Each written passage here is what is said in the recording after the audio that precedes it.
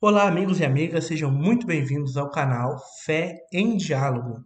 Eu sou o Paulo e nessa primeira reflexão eu gostaria de conversar um pouquinho com vocês sobre o diálogo, principalmente nesse tempo que nós estamos vivendo, em que o diálogo se torna uma realidade cada vez mais distante, principalmente com aquelas pessoas que pensam diferente da gente. Mas muito bem, vamos então ao tema. Talvez vocês já ouviram falar um ditado popular, uma expressão popular que diz assim: falar é fácil. Normalmente nós usamos essa expressão, esse diálogo, quando alguém que está próximo de nós está reclamando muito de uma determinada situação ou de um determinado problema, mas não faz nada para nos ajudar a solucionar esse problema. Então nós falamos: falar é fácil. Mas pensando um pouco além, será mesmo que falar é algo fácil? Por muito tempo eu pensei que falar fosse muito fácil. E por isso eu era uma pessoa muito expressiva, que gostava muito de expressar a minha opinião, meu posicionamento e transmitir um pouco do meu conhecimento. Mas então eu fiz uma constatação que provavelmente muitos de vocês também já fizeram, e que depois que a gente faz essa constatação, ela parece óbvia, mas ela não é tão óbvia assim, porque nem todos conseguem constatar.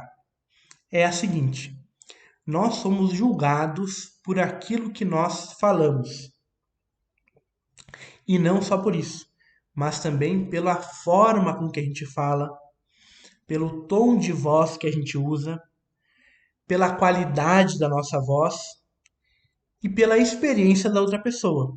Por exemplo, às vezes nós falamos sobre algo que nós tivemos uma experiência muito positiva, mas aquele que está nos ouvindo, o ouvinte, ele já teve uma experiência negativa. Então ele acaba nos julgando segundo a experiência dele, a experiência do ouvinte. Então todos esses fatores estão envolvidos quando nós falamos algo e nós somos julgados por isso, por aquilo que nós falamos. Quando eu descobri isso, me causou um certo receio, um certo medo de falar. E eu acho que todas as pessoas que constatam isso, elas também acabam sentindo um certo medo, um certo receio de falar. Mas isso não nos impede de nos expressarmos. Entretanto, não parou por aí. Eu fiz uma segunda constatação. Existe um segundo problema, que é o seguinte: quando nós falamos algo, quando nós queremos falar algo, uma afirmação, uma informação, um conteúdo, uma mensagem, nós acabamos produzindo três ideias, três conteúdos, três informações diferentes. Quais são essas ideias diferentes? A primeira delas é aquilo que a gente quer falar. Quando nós vamos falar algo, primeiramente, nós formulamos a nossa fala, a nossa opinião, a nossa ideia. E depois nós falamos. Só que nem sempre nós conseguimos falar aquilo que nós queríamos falar. E aí nós produzimos duas ideias diferentes, que é aquilo que a gente gostaria de falar e aquilo que a gente realmente falou. Não são todas as pessoas que conseguem equilibrar aquilo que quer falar com aquilo que realmente está falando. Para isso é preciso muito esforço, é preciso muito trabalho para aprender a querer falar uma coisa e falar exatamente aquilo que se quer falar. Ou então é preciso ter o dom natural, né? Algumas pessoas têm o dom natural de se expressarem e conseguem equilibrar muito bem aquilo que querem falar com aquilo que realmente falam. Mas ainda tem uma terceira ideia, que é aquilo que o ouvinte entendeu, aquilo que o ouvinte interpretou, que pode ser algo completamente diferente daquilo que nós estamos falando. Então pode acontecer de nós produzirmos essas três ideias com uma única afirmação.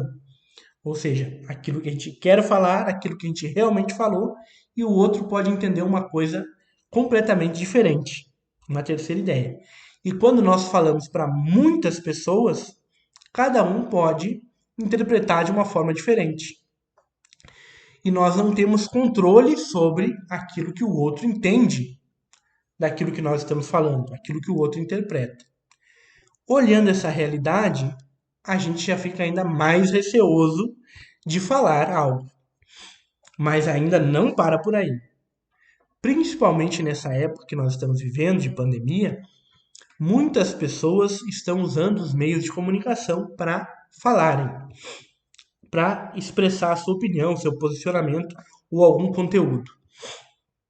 Nós vemos isso em diversos meios, no meio político, no meio religioso, no meio social, no meio acadêmico, no meio científico, né? Vários meios onde as pessoas estão se expressando através das redes. E analisando tudo isso, nós percebemos, inclusive, que nós tivemos uma campanha, né, política, né, para prefeitos e vereadores que foi em grande parte feita virtualmente, feita através das redes, onde as pessoas se expressavam nas redes sociais, através da internet. E aí nós percebemos algo ainda mais complexo, que existem duas grandes patologias de comunicação em nós, nas pessoas que usam as redes sociais ou nas pessoas que se expressam, até mesmo sem rede social, né? Quando nós conversamos fisicamente com alguém. A primeira patologia nós percebemos muito nos meios político e religioso. Obviamente não é uma regra, não é para todos que falam que nós observamos essa patologia, mas acontece para muitas pessoas desses meios, do político e do religioso. São pessoas que falam muito bem, que nos encantam através da sua forma de se expressar, daquilo que elas falam, mas quando nós paramos para analisar o conteúdo dessas pessoas, o fundamento daquilo que eles estão falando, a gente percebe que é um conteúdo muito superficial. É um conteúdo às vezes insignificante. Então, algo que não é profundo. Então, por mais que essas pessoas se expressem bem, o seu conteúdo não é profundo. O seu conteúdo ele não é algo com vários fundamentos. Por outro lado, outra patologia nós observamos também em outros meios, principalmente nos meios acadêmicos e científicos, que são pessoas que possuem um conhecimento muito profundo, conhecem muito o assunto que estão falando, mas na hora de se expressarem, têm uma certa dificuldade de se expressar com facilidade sobre esse assunto.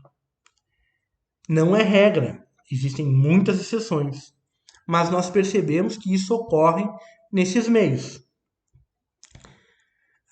E agora, nessa época que a gente vive, onde muita gente está usando das redes para se comunicar, nós percebemos ainda pessoas que não têm um conteúdo profundo e um conteúdo superficial e que também têm dificuldade para se expressar, mas mesmo assim estão produzindo o seu conteúdo, né?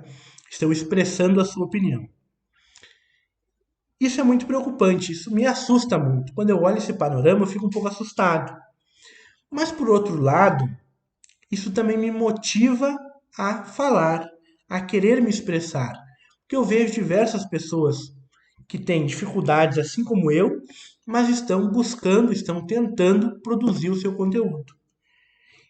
E é justamente essa a ideia do canal. Mesmo com as minhas dificuldades, eu gostaria de conversar um pouquinho com vocês sobre conteúdos que envolvam fé e espiritualidade, mas que seja algo que tenha um conteúdo profundo e ao mesmo tempo que eu consiga me expressar de uma forma que vocês consigam entender, tentando equilibrar aquilo que eu quero dizer com aquilo que eu realmente vou falar, né?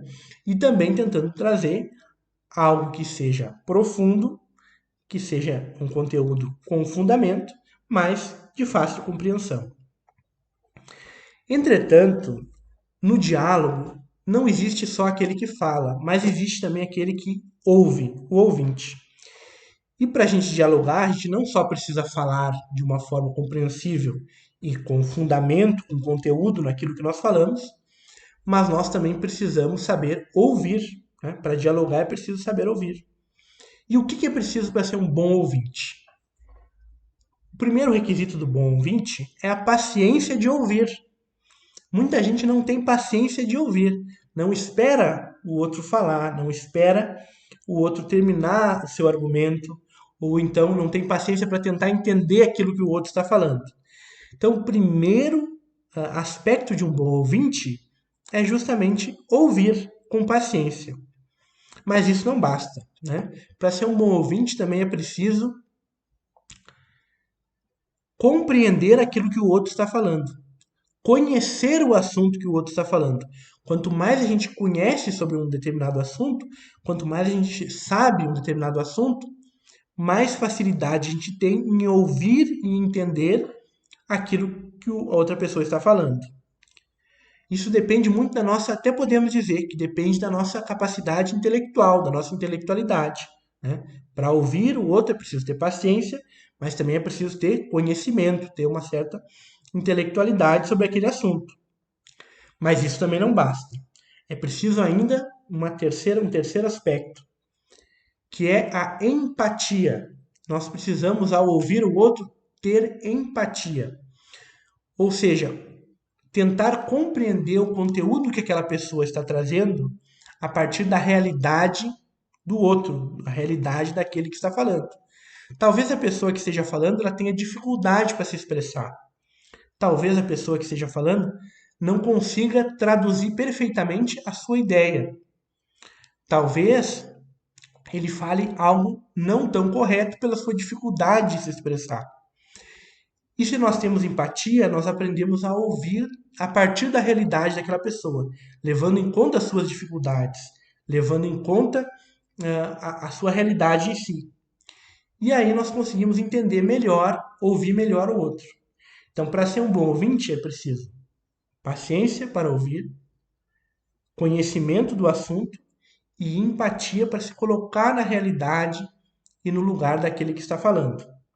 Senão a gente acaba não sendo um bom ouvinte. Então, para dialogar é preciso falar, é preciso ouvir. E encerrando essa nossa conversa de hoje, eu trago uma frase de um teólogo, o cardeal Werner, que ele fez uma oração, a oração de invocação ao Espírito Santo. E nessa oração ele reza assim e fala assim: inspirai-me sempre aquilo que eu devo dizer, como eu devo dizer e quando eu devo calar. Então nós precisamos aprender a ouvir e a falar. Assim seja. Então essa é a reflexão que eu gostaria de trazer para vocês hoje. Se vocês gostaram, eu peço para que vocês curtam, se inscrevam aqui no canal e também compartilhem. E podem deixar também a sua opinião aí nos comentários. Um abraço, fiquem com Deus.